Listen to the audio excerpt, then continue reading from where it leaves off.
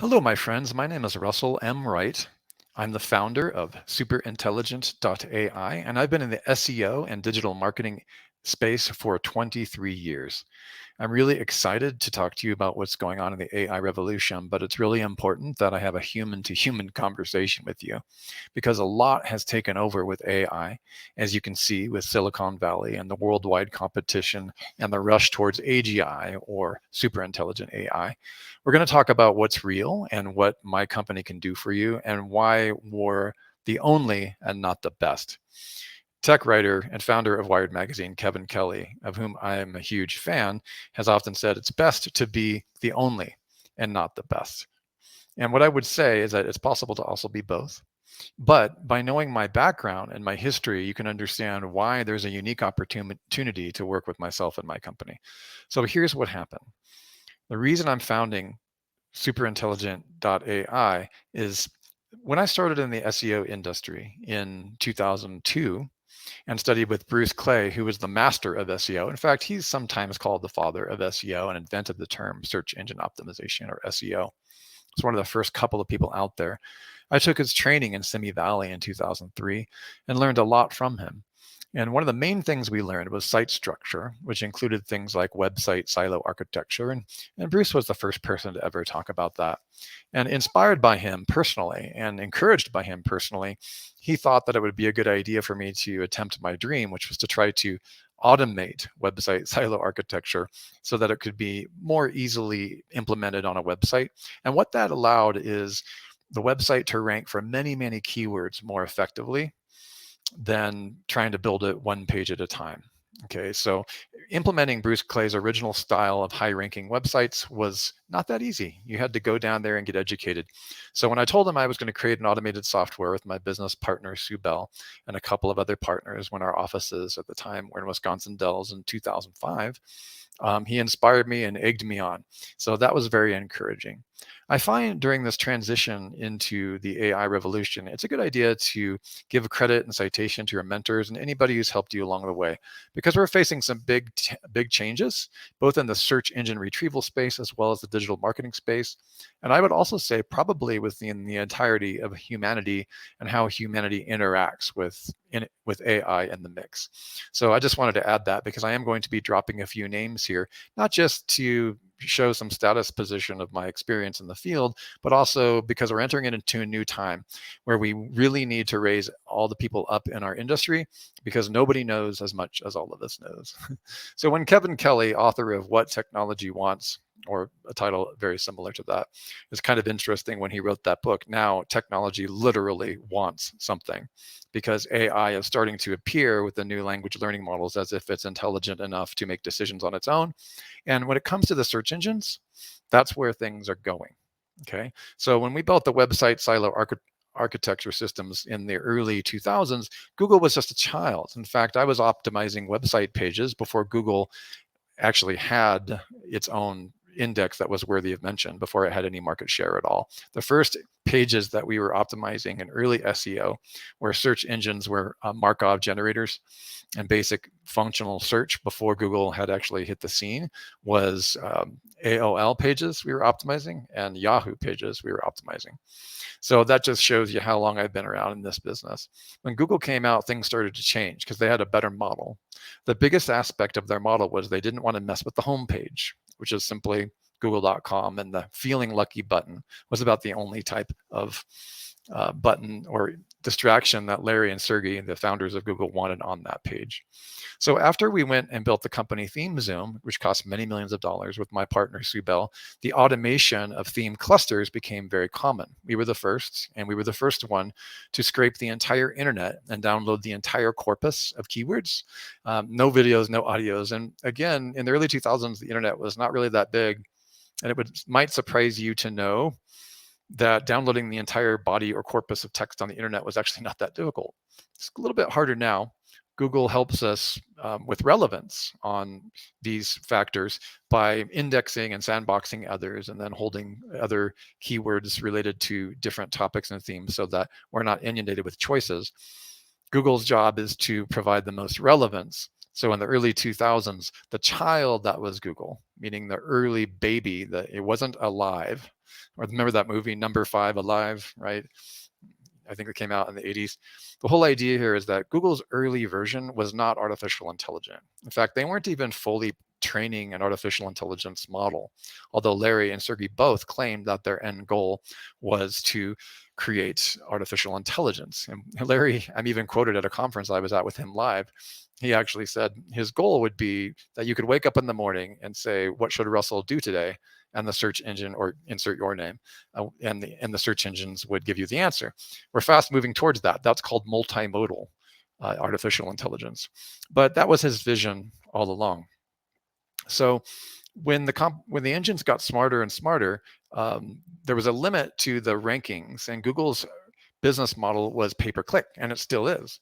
So back in the early days, when we were doing website silo architecture and we were automating that for clients, our job with ThemeZoom was to pull together top-level entities, as they're called now. They used to be called themes, and make it so that the website was organized around what Bruce Clay used to call silos and silo structures. But our technology that we built for millions of dollars was able to extract those keywords on the data corpus of the entire internet and determine, based on Google's pay-per-click campaign, by matching the keywords for the pay-per-click value in the early AdWords or bid system that was AdWords, it would pin those dollar bills. It was like a money tree. Google didn't even know for sure in those early 1.0 versions of AdWords how much a keyword was really worth. And as a result, they were still building their AdWords technology, and they were still training the model. Actually, they hadn't even begun training the artificial intelligence models for Google AdWords or pay-per-click, but they were just beginning. And during that time, when we were building ThemeZoom, which was pre-entity, it was very easy to scrape their data, or they didn't have an API yet. And if a keyword was worth $150, like car insurance, or it was worth $150 a click, and back in the day, $30 was a lot in the early 2000s, we could pull that keyword, we could assign that keyword a top-level theme status, and then we would spit out a website with all the cost per click of every keyword in this gigantic tree or taxonomy, and the site would be built with that exact taxonomy. Today, this is called entity clustering. It's also called mature clusters in some of the internet marketing groups. Early on, it was called theme clustering, and my company ThemeZoom that I built from the ground up was the first to do that, inspired by Bruce Clay. So that gives you a little bit of insight. So fast forward to somewhere around 2008 through 14. And 2010, I think, was the final day that a company called Freebase, which was the first entity knowledge graph, very similar to Wikipedia. So enter into where Google got a little bit more advanced and was trying to create a stronger or smarter artificial intelligence system. And by doing that, it utilized something called entities. Now, if you're a beginner, or maybe you're just a business owner, I work with a lot of business owners, those entities were built by humans. In fact, Freebase, I had many, many entries into Freebase. And if you go to freebase.com at the time of this video, you'll see that it still has a Google 404 after they purchased it and dismantled it. They dismantled it after tens of thousands of human beings, living souls, had helped input manually the content, just like users input content into Wikipedia. And when it was done and they had all the facts, at least a good portion of facts, a tipping point of facts, they closed down the project. And of course, there were other projects that they also purchased and closed down. And later on, they still remained coupled with Wikipedia. Now, what do I mean by entities? If you type in a major term or a major brand or a major word or fact that has a Wikipedia page, like for example, type in superintelligence. If you type in superintelligence onto Google and you look at the right-hand side of the screen, and we'll give you video examples during training if you care to geek out with us, you'll see a giant piece of real estate on the right of the screen, just like you'll see a giant piece of real estate on the right if you have a Google business profile. That giant piece of real estate is an entity. It's like a window through the search engine, the all search, or the river of all the different URLs and results that come up high on Google or low or whatever. And there's something more stable. Think of all search as the river, and these giant pieces of real estate and knowledge panels on the right as islands that don't change, or they change less than the river that is all search. Jason Barnard calls these the right panel and the left panel, or the right rail and the left rail. So here's one of the things that we have to understand about all that. The reason that Google imported all those facts to build the semantic knowledge graph web was so they could have better control of the money for their shareholders, which is primarily gained through pay-per-click advertising. Think about that for a second. What we used to do with ThemeZoom was build a giant website that focused on the highest money keywords at the top, the themes, and branched them out into mature clusters or entities with the sub pages, or basically there was all types of structures that came out over the last 20 years. I'm sure those of you who are veterans know that. And the way that we would cluster those to support the main theme would be, if you had the deeper pages ranked that were long tail keywords, the concept of Chris Anderson's long tail keywords came out in somewhere in the 90s. Well, if you had the page right and you everything clustered and you had theme, you zoomed into the theme and you had all the clusters right, you would be able to rank for all those keywords, and all those dollar bills and all those keywords that had pay-per-click value would be easy to reach, and you'd rank for them for free on the organic search engine. Well, as Google began to evolve and use knowledge panels on the right side of the right rail, as Jason calls it, what ended up happening is they gained more and more control, because as entities are stacked, that basic, that top level theme, which is now an entity, or is a major part of the knowledge graph, or has been allowed into or inserted into the knowledge vault, is the primary top level theme. So as you can see, themes, which we launched in the early 2000s, became entities, which started becoming a solid concept for the knowledge graph in 2008, 9, 10, and then on. So after Freebase was shut down, Google was gaining more and more control. And if you see the evolutions of the search engine result page, you'll see all of these relationships. They started adding things like video, Rails. They started adding the books and patents. And Google has a huge assortment of different kinds of search engines. All the while, they were training this model and getting closer and closer to artificial intelligence. So Google, as Jason would talk about, was a child, and he was working on that. And all of my mentors, friends, and associates and business partners who are serious geeks were building this stuff in the early, since the very beginning. The child became an adult, and right now, the child became an adolescent. So where we are right now in the evolution of Google search and its ability to determine what's spam and what's crap versus what's really, really good is pretty evolved. This last update, called the HCU, or the Helpful Content Update, is, I would say, and not everybody agrees with me in my field, Google and many other search engines, with the dawn of generative AI and the blowing the doors open by OpenAI and Sam Altman, all the release of generative AI and language learning models, it's blown the door open to really, really rapid maturity of the search engines, and they're rapidly becoming find engines and integrated answer engines. This is very important to understand, because you've probably noticed a lot of changes in all the search engines. Okay, and as these changes continue, you'll see that the search engines are getting smarter and smarter. This is really quite interesting. John Mueller, who is the spokesperson for Google, has been quoted a couple of times as saying he doesn't even necessarily understand anymore what's going on with Google's entity and the relationship to all search. And that's quite interesting. I've also heard other Google engineers who I've rubbed shoulders with say that they don't always remember or understand the full ramifications and implications of their Bayesian algorithms and their patents, what's called the patent thickets that they've purchased and put together. So this is very interesting.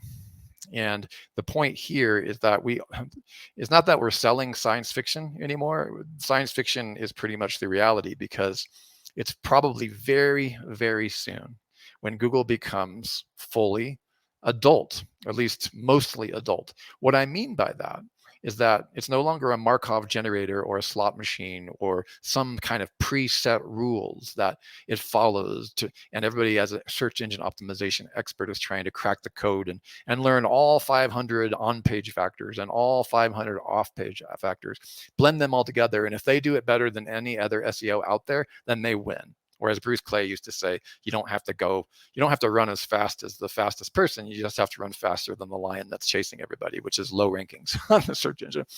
That is not a good, solid, evergreen, future-proof plan where we're at now. Where we're at now is Google is going to be almost able, like a human, to draw all the conclusion with several 100,000 factors.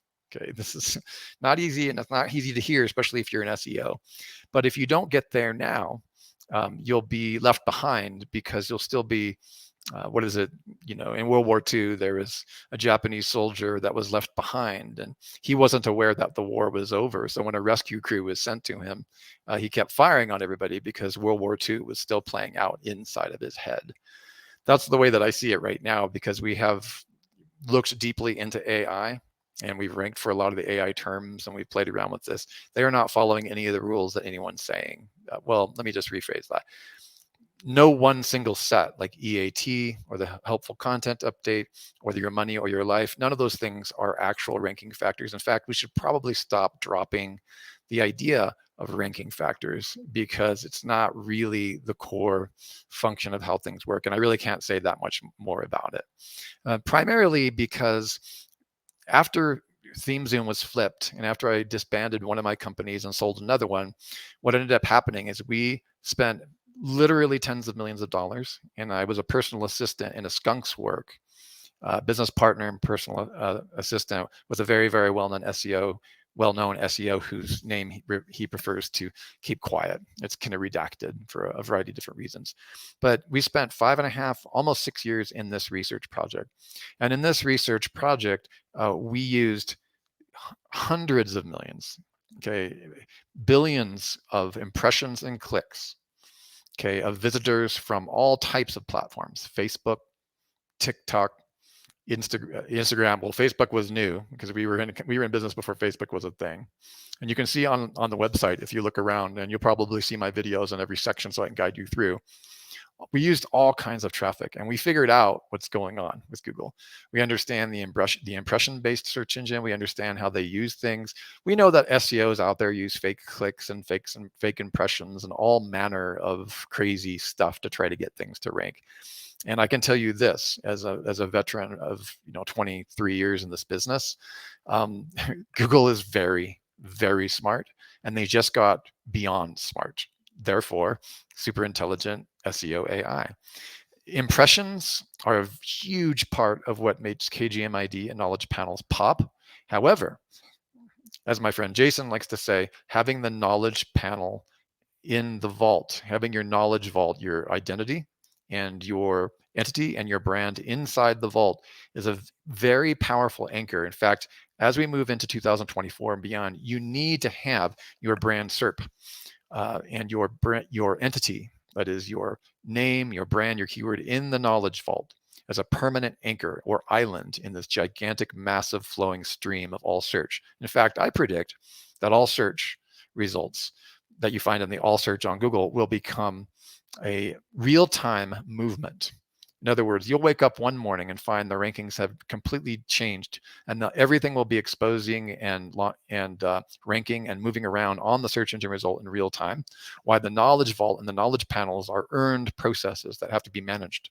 So that's a product that we offer, and a service that focuses on your long-term anchor to bake you in, your brand, your person, your identity, your company, bake all of the assets, content, and brand positioning into the artificial intelligence framework that lives underneath the all search. Okay, you really need to do this, and we offer this as a service. The reason I talk about this first is all the other services that we offer on this website. As you can look around, you can see we can do Facebook, we can do TikTok, we do all that. When you anchor your identity and the artificial intelligence, which is the adolescent quickly moving into adulthood, called Google, which is becoming artificially intelligent and even multimodal long term, what you've really got is a need to bake all of your brand knowledge and brand entity marketing. Products are also facts that could go in the knowledge vault. This is very complex stuff, but by focusing first on the deepest part of that iceberg, which is the knowledge vault, we've noticed in our billions of impressions and clicks of testing that everything ranks better when you've paid attention to managing your knowledge panels and, more importantly, your facts, your KGMIDs, your personal associations, and the connections between these knowledge panels. We predict that, based on great mentoring and all of my business partners like Jason and all the technologies that we integrate into super intelligent AI-SEO, that you're going to need to manage your entities in order to get the full benefits of all the other services that we offer, like Facebook ads. In the same way that Facebook wants you to update to upload all of your most highly converting keywords and your most highly converting emails even. And customer, like, imagine a time where we're actually uploading our entire database of customers into Facebook so that they can do advertising for you. Why are we doing that? Why do Facebook experts, really good ones like that are on my team, why do they upload all that data? They do that because they're training the model. Facebook has been having you upload data to be able to train your ad model for the last 5 or 10 years, but now it's going to become incredibly pinpoint accurate. Now let's say this: your entity and your knowledge panel do see our product on brand SERP optimization and knowledge management, knowledge vault management. If you have a solid entity and a solid knowledge management function and a KGM ID and all the connected KGM IDs for your entity, and you turn on ad campaigns and you upload data sculpting and data training information for Facebook to target better ads for you, with a stronger entity, you actually do better. And I can assure you, there's almost nobody that I've talked to that has tested this in the field and can vouch for this. This is what we were doing in that skunk works for 7 years. So instead of building an agency, we were spending millions of dollars testing this stuff. Now there's advanced techniques and advanced proof that we have, which we're not going to put in this video. Part of it is you wouldn't believe it if I told you that it's happening. But as you begin to work with us over time, it just means that we can be better marketers for you because we understand the technology behind the technology. We understand the entities behind the entities, or even how the G-static networks work on Google Maps.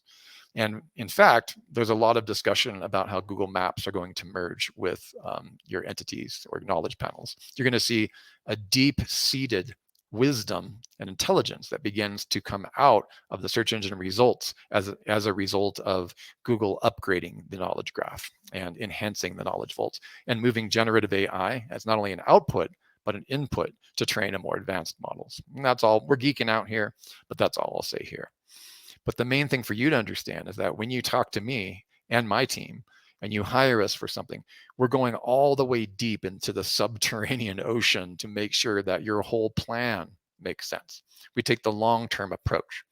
We've all heard of SEO companies that take your money, throw a bunch of links at stuff, drive fake traffic to it, or do pay-per-click, and that's it. And you're left wondering, okay, you've got this incredible high-ranking, huge link profile in Ahrefs and SEMrush, but you haven't really ranked for that much more. You're not really making that much more money. There's a reason for that. It's because if you don't understand the subtext, if you don't understand how to manage your entity, if you don't understand how your brand keywords combined with the dollar bill keywords that we were hijacking so many years ago in the early 2000s at my company ThemeZoom, then you're actually just going to leave a huge amount of money on the table. You're going to pay a lot of people, a lot of SEOs, a lot of Facebook campaign planners, a lot of any kind of paid advertising, especially even Google pay-per-click or Bing paid. You're paying people a lot of money to get short-term tactical results, which we can do for you. But I'm more interested in you sustaining your brand, your entity, and baking in your vision, as well as your total business profile and all of the identity functions that represent your own entity, both personally and at a level of business, into the AI algorithms for the next 10, 15 years, or however long we stay around until the robots serve us personally and we no longer even can be bothered to go to the keyboard and search for anything. So this is what I want you to understand. You'll probably see me in quite a few different webinars, whether it be in the internet marketing community. I was deep inside the internet marketing community and part of some of the largest internet marketing SEO conference launches in the world in the early, I'd say 2010s. So we've been around, but the main thing to understand is that, I'm known for themes that became entities. So theme clusters, entity clusters, mature clusters is what they're sometimes called. You're here in the smaller groups. This gives you an idea of what we're preparing for. This is Google's coming of age. Okay, Google is becoming a thinking thing. There's people that don't like it when I say that. I had someone the other day say, okay, it can't become sentient this now. I'm not talking necessarily sentient as a human, necessarily. Okay, that's an argument for all of us for another day that we can geek out on. But I am talking about a gigantic shift in the movement of how we search and how questions are becoming the answer and how your brand can be baked in to the entirety of the artificial intelligence system, so that when someone's typing into ChatGPT or Google Bard or Anthropic's technology, or any of the now thousands, pretty much hundreds, Poe from Quora.com, and we do Quora marketing as well for you, which is very powerful for your entity. Whatever the case may be, imagine that around certain topics and ideas, or even direct questions about your brand, that all of this information that you have and all the great persuasion information you have for the top of the funnel, imagine that it comes out in the AI when people are asking about it. You want to start thinking about who your identity is, because knowledge management, the knowledge vault management and entity management will help train not only the entity models, but will begin to inform artificial intelligent chatbots that begin to close in on all sides within the digital marketing communities, and also the big four. I think it's big four: Google AI, which was DeepMind; Microsoft, which is now OpenAI, bought OpenAI; and Bing, and there's the browser wars. There's Apple's lagging behind a bit, but don't give up on Apple, because we're tracking technologies like Rewind, which were funded by Mark Andreessen and other very, very smart people who invented the Mozilla browser. And then the last one would be Facebook. Facebook has some really interesting strategies when it comes to AI. And I can assure you, based on our testing models, that all of these relationships at the level of the browser and other things are interrelated. You can read a book called Surveillance Capitalism, which is a really fun read. And the cool thing about that book and all the knowledge of our billions of impressions and clicks that we've tested, is not to be all freaked out and paranoid about it. You can take that approach if you want. But the fun thing is once you know what's going on, you can reverse all of that invasive privacy stuff by simply optimizing your life and your website and your business and your entity and your knowledge vault and your KGM IDs and all the changes that come with it. You can bake those in to the artificial intelligence language learning models so that they can be anchored as learning points. And when the model is trained, you're a huge part of it, both you personally, your brand, and all of your product IDs. Okay, so this is advanced stuff. So if you look around on this page, I just want you to remember all of that. Everything that I've said to you today is about how everything on this website, super-intelligent.ai, and that's we're super intelligent AI SEO. Search engine optimization will be around for a while. Answer engine optimization is integrating, and artificial intelligence plus SEO that is human driven or multi-prompt or multimodal, that is the future. We also provide human collaborative AI content. That means that your organization can reduce its costs by many millions of dollars per year by having us onboard all of the content, and we'll hybridize it and we'll help you train your model with the data that represents your brand. These are all coming, folks, so we might as well get used to it now. Information gain is a huge part of how Google now determines what the quality sites of interest are, or novelty gain. There's actually a patent for information gain. We're going to move deeper and deeper into that profile over the next 2 or 3 years. So I really look forward to working with you. We are very serious about serving clients. We have an amazing team of people that execute. We get you your own Slack room after we meet with you and find out what your needs are and if we're a right fit. We then get you your Slack room, and then we have people waiting on you hand and foot while we provide the reporting, and then we take the long term for your brand. We are very selective on our clients, but we do love working with people that we like. And I really do hope that you enjoy this journey. Everybody can take a deep breath. And we've got you. I would love for you to use the 20 years worth of experience that I have and my team, and at least 150 years that my team has collectively, so that you don't waste your time spinning your wheels and being afraid the sky is falling and that artificial intelligence is somehow a bad thing. It really depends on how you use it to grow your business. Look forward to seeing you on the inside.